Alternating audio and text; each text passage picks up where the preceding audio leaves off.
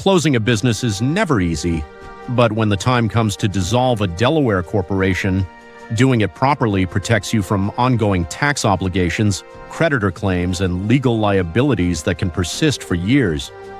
Delaware corporation dissolution is a formal legal process that officially ends your business's existence and its responsibility to pay franchise taxes and registered agent fees. This isn't simply about shutting the doors. It requires specific filings, shareholder approvals, and careful attention to both state and federal requirements. The process begins internally before any paperwork reaches the state. Your board of directors must first meet and pass a resolution to dissolve the corporation. This resolution then goes to the shareholders, who must receive at least 10 days' notice before voting on the matter. For dissolution to proceed, a majority of shareholders entitled to vote must approve it. Some corporations can bypass the formal meeting entirely by obtaining written consent from shareholders, which is often faster for small businesses where directors and shareholders are largely the same people. Once approval is secured, the next step is filing a certificate of dissolution with the Delaware Department of State. Delaware offers two versions of this certificate. The standard form applies to corporations that have been conducting business and have assets to distribute. The short form is available only to corporations with no assets, no ongoing business operations, and that paid only the minimum franchise tax each year. The short form costs just $10 to file, while the standard certificate costs $204 for the first page and $9 for each additional page.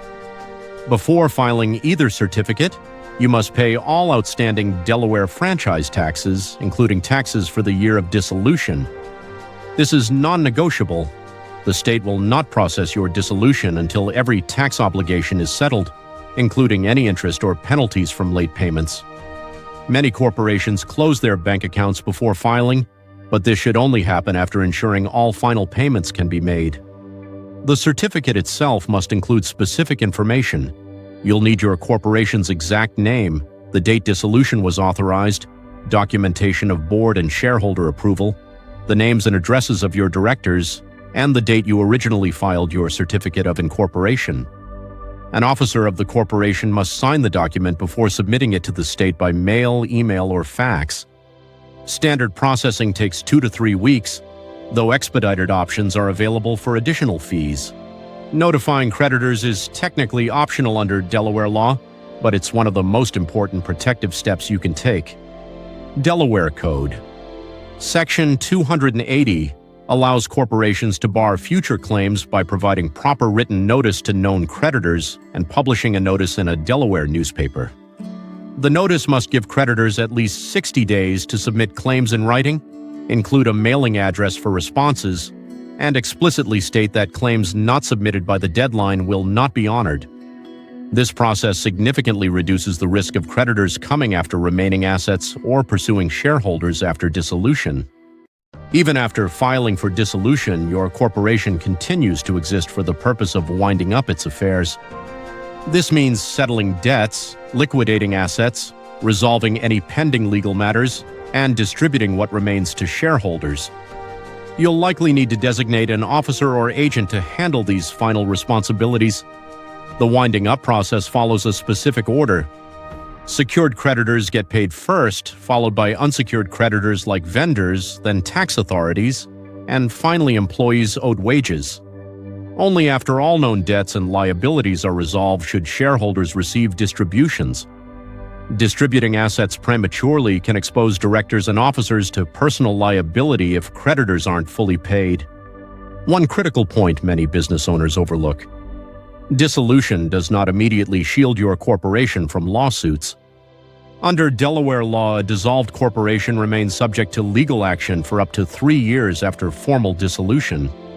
This means you need to maintain adequate records and potentially retain some assets to cover claims that might arise during this period.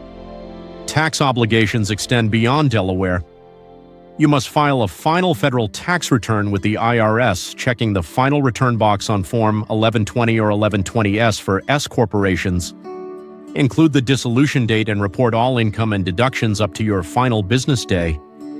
Additionally, you must file IRS Form 966 within 30 days of adopting the dissolution resolution.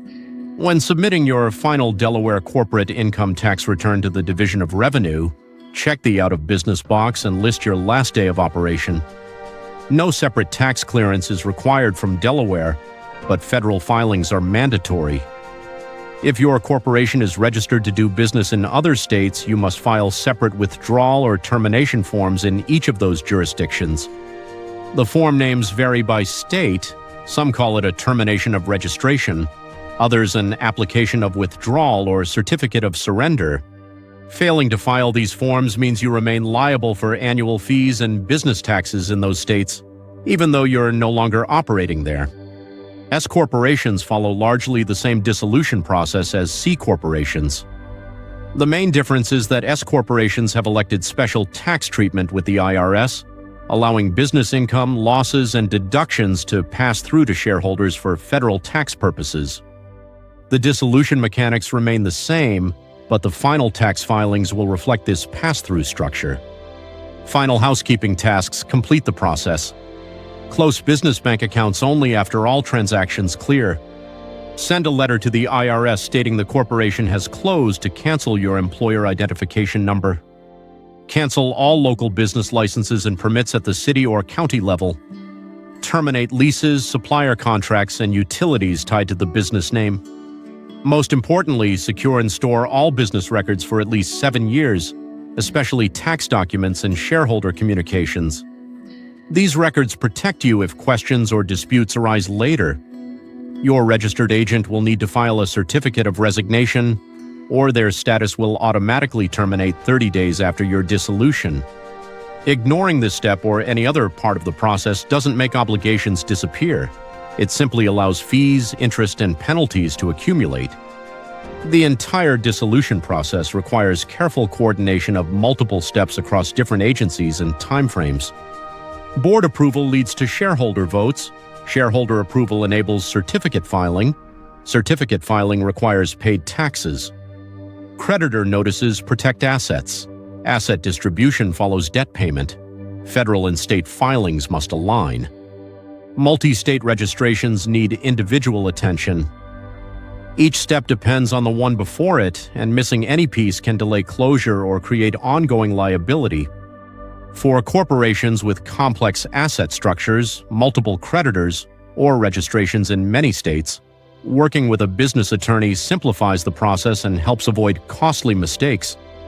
The top business lawyers average 14 years of experience and understand both the technical requirements and the practical strategies that protect your interests during dissolution. Properly dissolving your Delaware corporation takes time and attention to detail, but completing each step correctly brings true closure to your business and peace of mind for everyone involved.